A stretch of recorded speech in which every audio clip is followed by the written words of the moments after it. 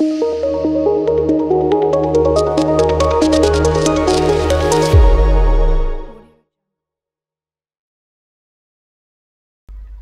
मित्रांनो, माझं नाव आहे अथर्व सुदामे. कसे आहात सगळे? निवांत ना?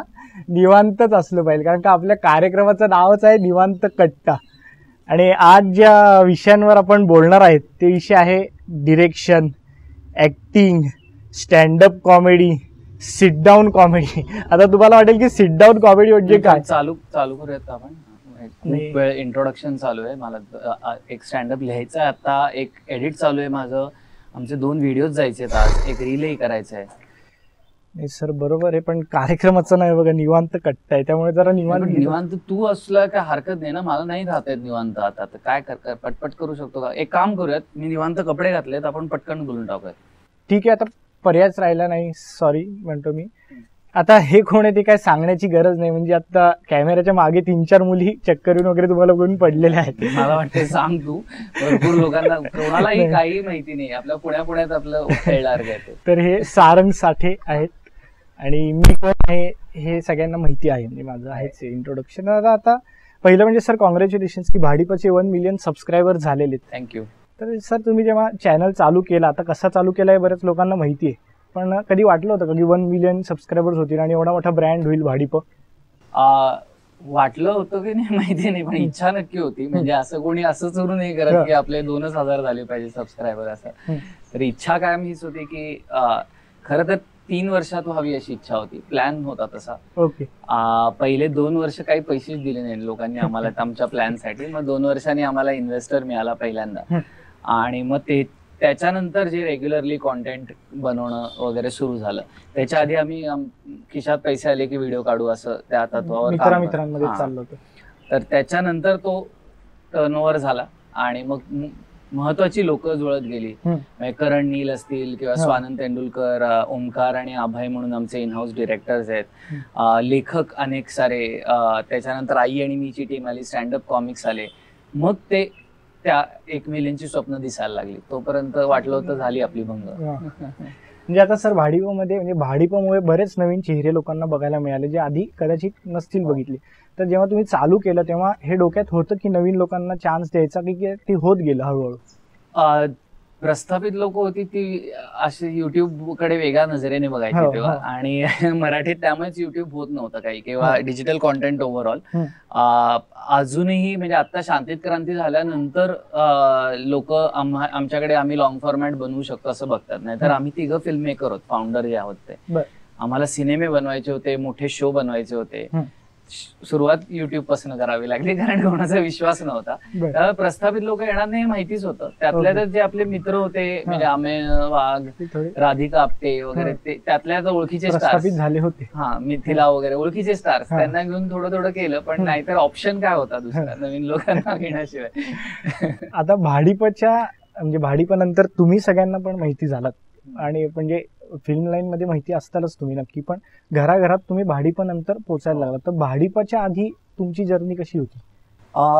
एक्झॅक्टली ऑपोजिट होती. म्हणजे आता कसं 1 मिलियन वगैरे आपण आकडे ऐकतो, तर मी प्रायोगिक नाटक करायचो पुण्यात, सुदर्शन रंगमंच.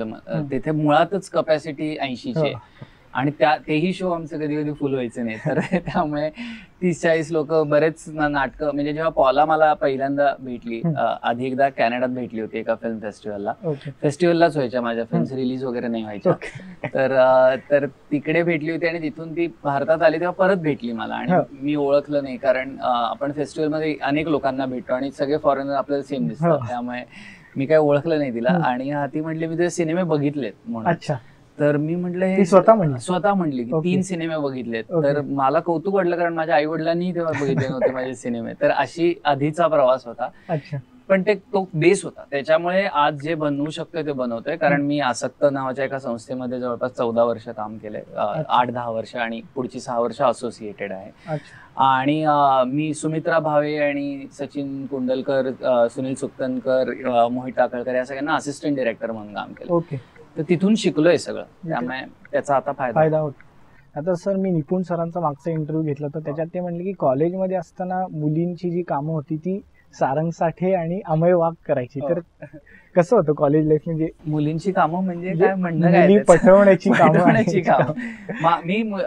ही माझ्याबद्दलची दंतकथा त्यांनी पसरवलेली आहे. मला कॉलेजमध्ये असताना एकच गर्लफ्रेंड होती, जिच्याबरोबर होती. असं नाही, मी माझ्या घरच्या नाही सांगतो तर मी सगळं हा. आणि असं काही माझ्या 15-20 गर्लफ्रेंड झाल्यात आयुष्यात, असं काही झालेलं नाही. यांनी पसरवलेलं आहे माझ्याबद्दल. हे दोघं उलट रेटिंग द्यायचे आणि मुली त्याच्यासाठी हे करायच्या, स्ट्रगल करायच्या की आज या दोघांच्या रेटिंगवर कोण टॉपवर आहे. पुढच्या जर आम्याची घेतली मुलाखत तर त्याला विचार. आणि अजूनही त्या मुली त्या ग्रुपवर भांडतात त्या मुलांसाठी. उलट त्यांचं जास्त लफडी बाहेर खूप, आणि आम्याची तर खूप लफडी आहेत बाहेर. बापरे. ते लफडी करण्यासाठी टिप्स कसं? म्हणजे गर्लफ्रेंड आता इथं कोणालाच नाही, तर ते काय जरा टिप्स द्या ना पोरांना, कसं काय? मी साधा हिशोब पॉलाच्या बाबत आपण, कारण आपण डायरेक्ट कॅनडापासून झेप घेतली, तर आपण एक साधा हिशोब. मला लक्षात आलं की आजूबाजूची सगळीच पोरं खूप जास्त भाव देतात. तर मी म्हटलं प्ले इट कूल. आपण जरा तसंही येत नव्हतं फ्लर्ट वेट करता, तर आपण नाहीच केलं फ्लर्ट, तर कशी रिॲक्ट होती असं करून बघूयात. आणि ती काही बोलली की हसायचो. अच्छा. तर या 2 गोष्टींवर ते मारून नेलं कसं तरी. तेव्हा तर इंग्लिशही नाही यायचं, जेव्हा पॉलाला पटवलं तेव्हा एक शब्द नाही यायचा इंग्लिशचा. आणि तिला वाटायचं की हा शांत स्वभावाचा आहे. अच्छा. तर मुळात उत्तर देता येत नव्हतं, हा प्रॉब्लेम होता. त्याच्यामुळे ते जुळून आलं. म्हणजे आम्हाला तुमच्याकडे बघून असं वाटतं पोरांना की म्हणजे मुली तुमच्यावर लाईन वगैरे मारायच्या का काय? ते एक फेज होती छोटीशी. तेव्हा काय झालं होतं, केस वाढवले होते मी. अच्छा. त्यामुळे मी मूळचा कसा दिसतो ते कोणाला कळत नव्हतं. झाकलं गेलं होतं सगळं. तर त्या फेज मध्ये जरा पोरी काही फसल्या, पण तेवढाच काळ, पण त्यानंतर काही नाही. अच्छा.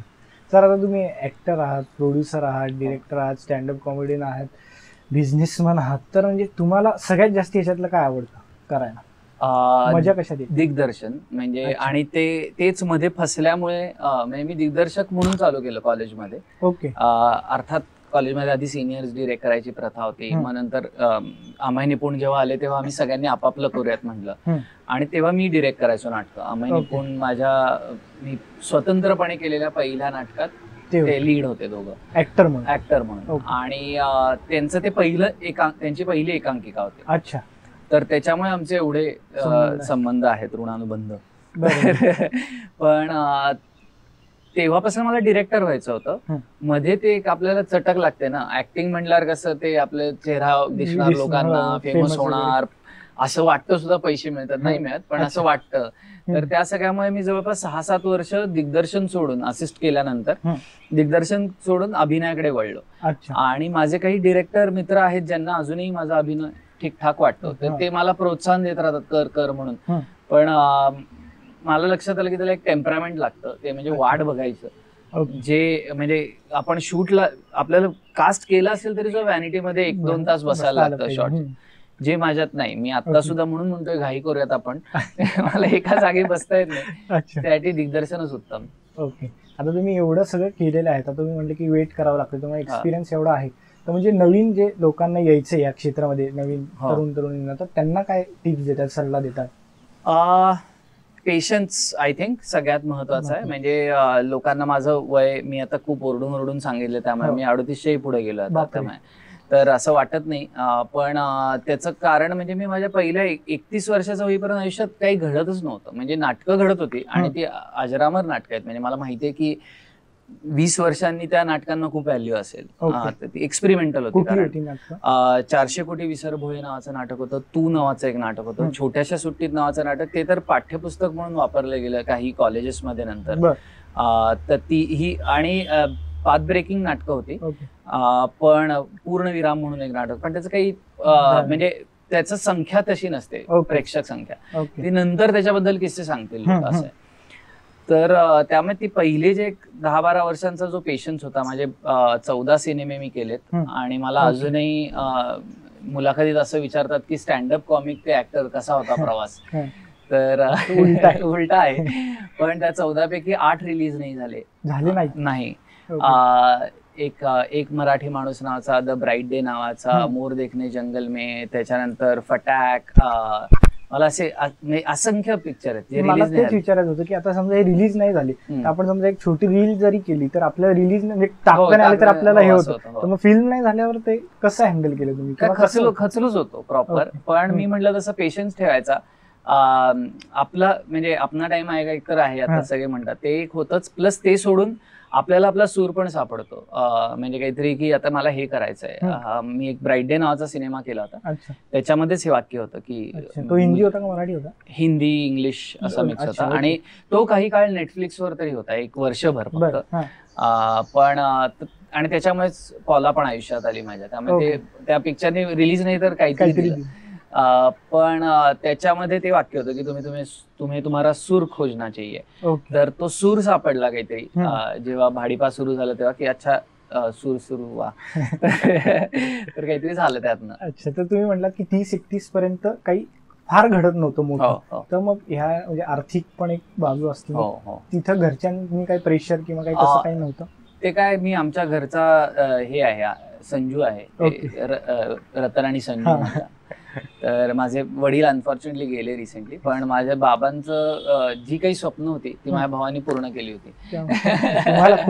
त्यामुळे सूट नव्हती. पण बाबांनी चांगलं शिकवलं होतं आणि आईनी सुद्धा. अर्थात आईचं एकतर अभिनयात इंटरेस्ट होता लहानपणी आणि ती बालनाट्यांमध्ये कामही करायची. आणि नंतर ते सुटलं. त्या काळी खूप क्वचित व्हायचं की असं कंटिन्यू. त्यामुळे आईचा तर फुल सपोर्ट होता. बाबांचाही सपोर्ट होता. बाबांचं असं म्हणणं होतं की माझ्याकडनं पैसे घ्यायचे नाहीत, दादाकडनं पैसे घ्यायचे नाहीत, काय करायचं ते कर, पण इंडिपेंडेंटली करायचं. मग मी शाळांमध्ये शिकवायचो. मी चाइल्ड ऍक्टर ट्रेनर म्हणून काम केलंय. शाळा, किल्ला, चिंटू, मामाच्या गावाला जाऊया, त्याच्यानंतर असे अनेक सिनेमांचं मी child actor trainer. Half ticket हा शेवटचा होता माझा. तर मी त्याच्यामध्ये लहान मुलांचे 15 दिवस वर्कशॉप्स घ्यायचो, त्यांचं कास्टिंग करायचो आणि सगळी ती कामं करायचो. बरोबर. तर त्यातनं पैसे कमवत राहायचे साईडनी थोडं थोडं. आणि हे चालूच. मग तुमच्यासाठी सक्सेसची डेफिनेशन काय? आपल्याला जे हवं ते काम करता येणं आणि तरी सुद्धा त्याच्यातनं पैसे मिळवणं. म्हणजे माझ्यासाठी जर का मी उदाहरणार्थ मी रील्स मध्ये वगैरे फार इंटरेस्टेड नाही. ते आपलं नाही. एवढ्या शॉर्ट फॉर्मॅट मध्ये मला इंटरेस्ट नाही. मला उलट तर 4 सीझनचा शो करायला मिळाला तर मी खुश राहीन. तर एवढ्या शॉर्ट फॉर्मॅट मध्ये इंटरेस्ट नाही. पण आता पैसा त्यात आहे तर ते मला करायला लागतं. आणि त्यातनं मी उद्या कमवायला लागलो तर इट्स नॉट सक्सेसफुल. पण मी उद्या जर का असे माझी इच्छा आहे की मला मोठे शो करायचे. म्हणजे लेट्स बी एम्बिशियस. पण गेम ऑफ थ्रोन्स असेल किंवा नार्कोस असेल किंवा काय माझ्या आवडीचे शो म्हणजे सप्रानोस, द वायर, मॅडमेन, ह्या स्केलचे शो करायचे. ज्या दिवशी ते करायला मिळेल तेव्हा मी सक्सेसफुल झालो असं म्हणेन. एक पहिलं पाऊल पडलंय शांती क्रांतीतून. पुढे बघू आता. मग तुम्हाला एवढं तुम्ही आता कामं करताय तर मग नवीन लोकांसोबत काम करायला आवडतं का? हो, तुम्ही करता. सगळ्याच नवीनच लोकांबरोबर मॅक्झिमम. मला हे असायसाठी होतं की मी नवीनच. सगळे नवीन आहेत. मला खूपच आवडली टीम तुझी. मला यांच्याबरोबर कॅमेरा टीम बरोबर काम करायला खूप आवडेल. यांच्यात सगळ्यात म्हणजे माझं टोपण नाव पण नवीन आहे. एवढं नवीन आहे. ठीक आहे. पण मला अथर्व आपण केलंय काम भाडीबाजी रील्स मध्ये केलंयस तू काम? पण त्याच्यात तुम्ही डिरेक्ट असं तुमच्या. ठीक आहे. मी आता इथे ऑन कॅमेरा हे वचन देतो की मी तुझ्या नवीन टीम बरोबर काम करेन. त्यांना नका. ते काही कामाचे एवढे नाहीये. आता आपण एक नवीन सेगमेंट चालू केलं म्हणजे तुमच्यापासून. हा पण नवीन आहे की येस ऑर नो. तर तुम्हाला हे 2 दिलेले, तुम्ही फक्त येस का नो दाखवायचे. ठीक आहे. प्रश्न विचारतो. ठीक आहे. तर आता हे काही लोकांचे पण प्रश्न. पण मी उत्तर दिलं तरी कळणार, हे दाखवलं तरी कळणार. हा, मग तुम्ही येस नो नुसतं म्हणजे मी दाखवतो. मजा येईल. चालेल. एवढे बनवलेत बनवून. ओके. आता असे ठेव ना. हा, पण दाखवताना करतो ना. हा, पण काही लोक म्हणजे प्रश्न तुम्हाला आवडला नाही तर ते लोकांचे प्रश्न आहेत काही. म्हणजे असं काही माझे नाहीयेत. की आज पहिलाच प्रश्न असा लोकांनी विचारलाय तुम्हाला की आज बबूने आंघोळ केली का नाही? मी एक तर आधी मी ह्याचं उत्तर देतो. पहिली गोष्ट म्हणजे येस. आणि पुढच्या जो प्रश्न विचार तुम्ही पत्ता पाठवा, तुमच्या घरी येऊन आंघोळ करतो. 100 रुपये घेतो मी आंघोळीचे, प्रत्येकाच्या घरी जाऊन करायचे. म्हणजे लोकांचं होतं. त्यांनाच सांगतो. आणि मी साबण वगैरे सगळी रिक्वायरमेंट पाठवीन, कुठला शॅम्पू लागतो वगैरे सगळं. तुम्ही फक्त आंघोळीला जातो. 100 रुपये द्यायचे मला फक्त. अच्छा. आता तुम्ही मुंबईला पण राहताय?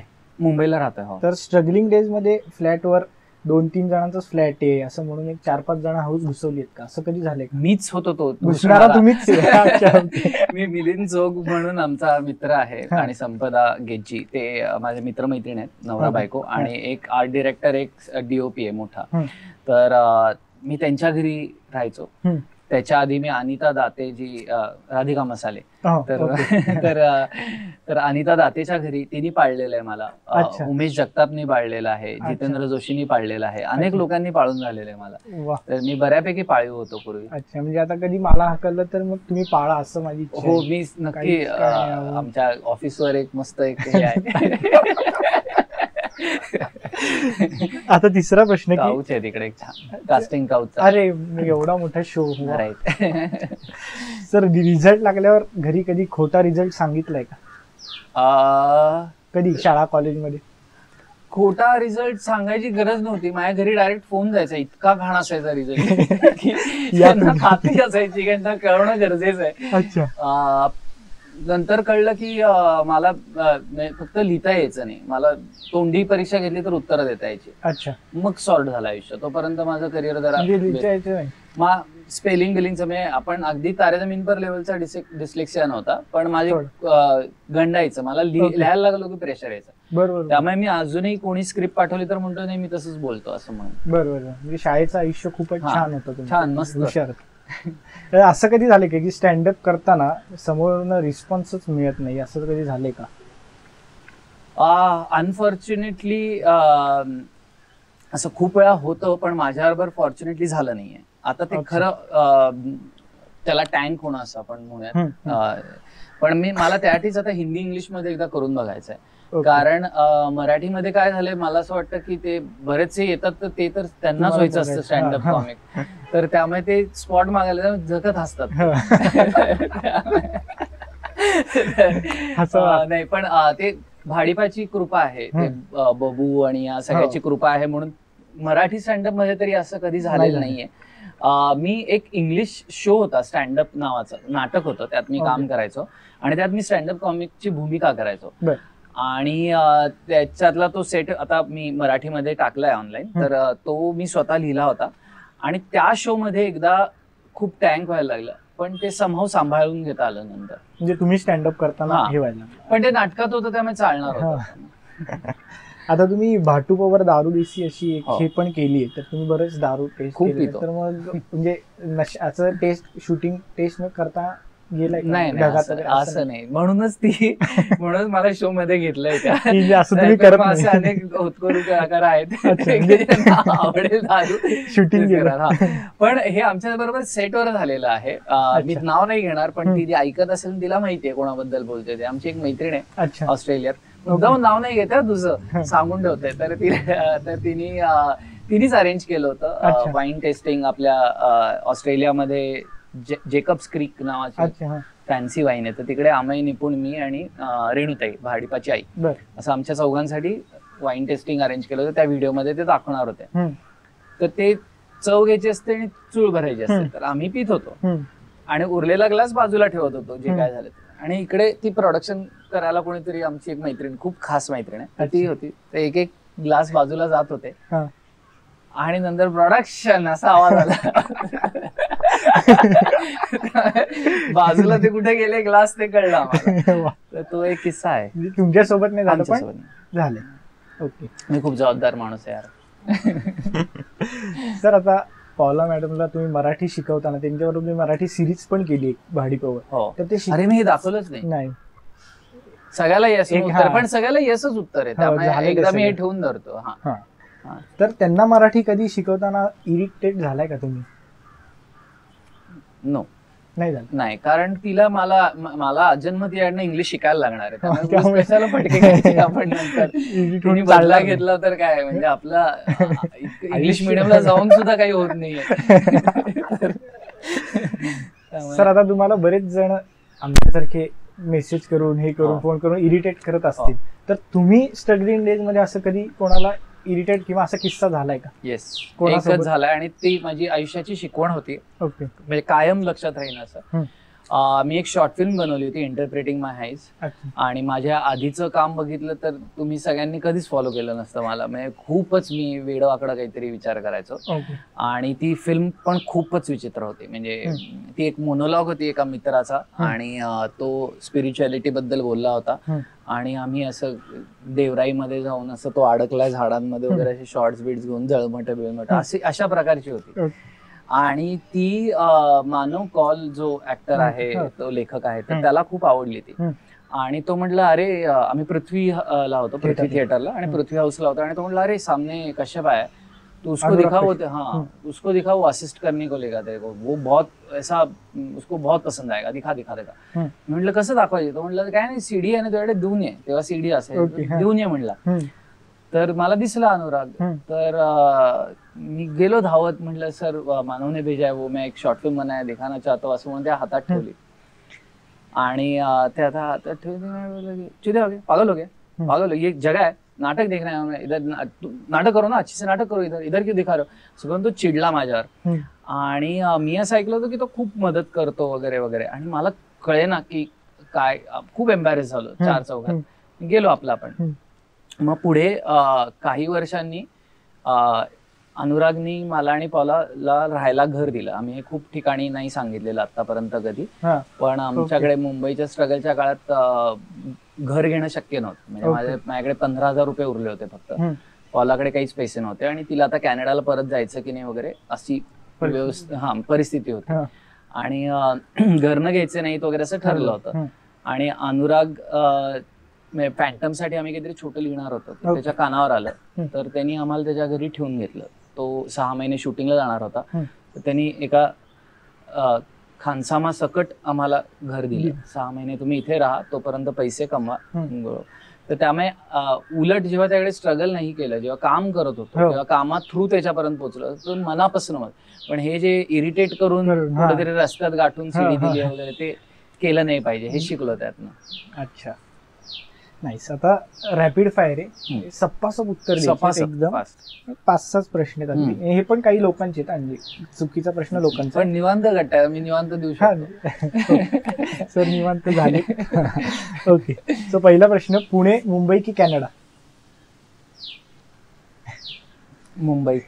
मला खूप फटके पडणार आहेत पुण्यातनं, पण इंटरव्ह्यू पडणार आहे, पण मुंबई. ओके, नाटक की सिनेमा? सिनेमा.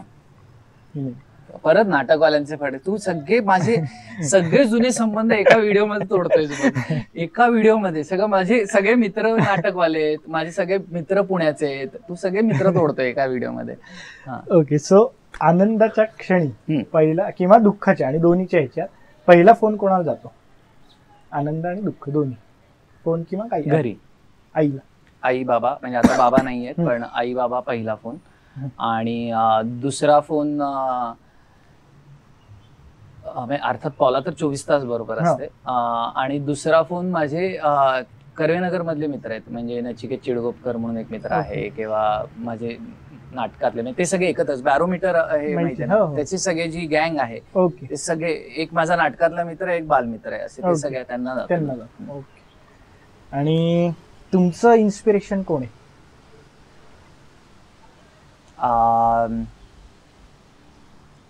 एकच सांगायचं झालं तर?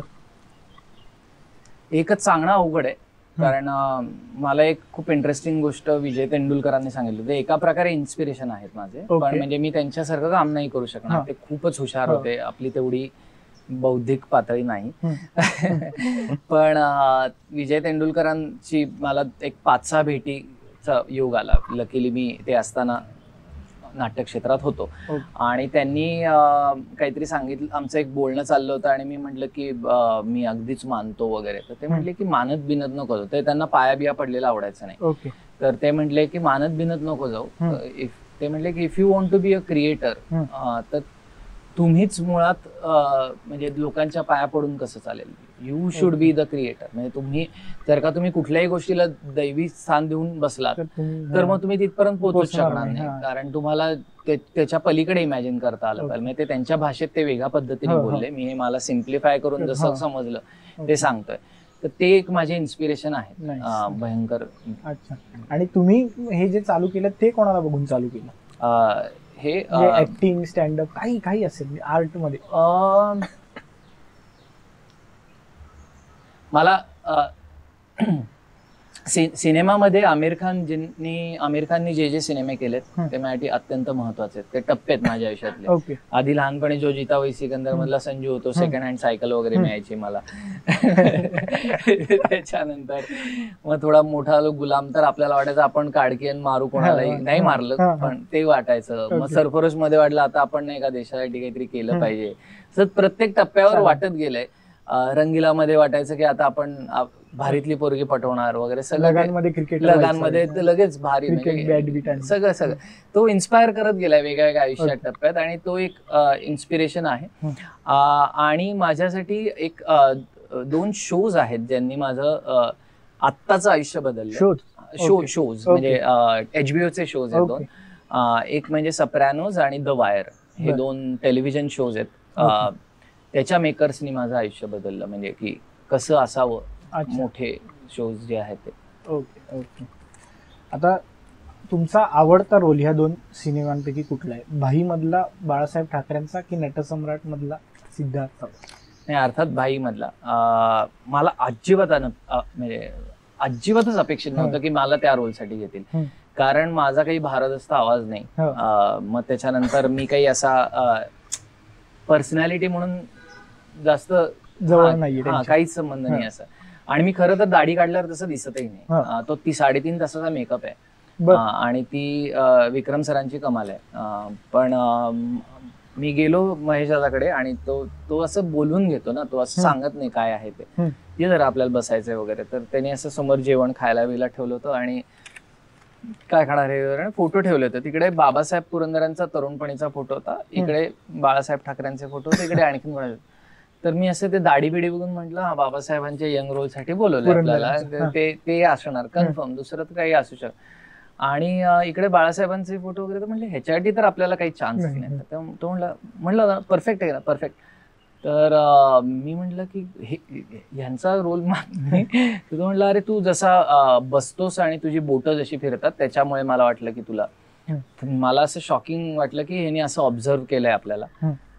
आणि दाढी काढली आणि ते मेकअप केला आणि ट्रायल झालं आणि तेव्हा लक्षात आलं ओ शिट की हे पॉसिबल आहे. आणि मग मी त्यांची सगळा अभ्यास केला, त्यांचे सगळी भाषणं, इंटरव्ह्यू, त्यांचा एक निवांत इंटरव्ह्यू होता तर तो बघितला NDTV वरचा. आणि त्यात लक्षात आलं की ऍक्च्युली आवाज भारदस्त नाहीये. इनफॅक्ट थोडासा नेझल टोन पण आहे.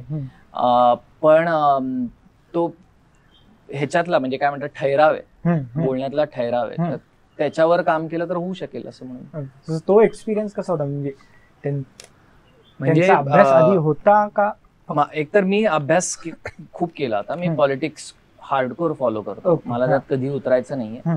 काही अपेक्षा नाहीयेत माझ्या पॉलिटिक्स कडनं आणि पॉलिटिशियन्स कडनं तर त्याहून नाहीयेत. पण मला खेळ म्हणून खूप आवडतो, म्हणजे तो स्पोर्ट आहे असं वाटतं मला.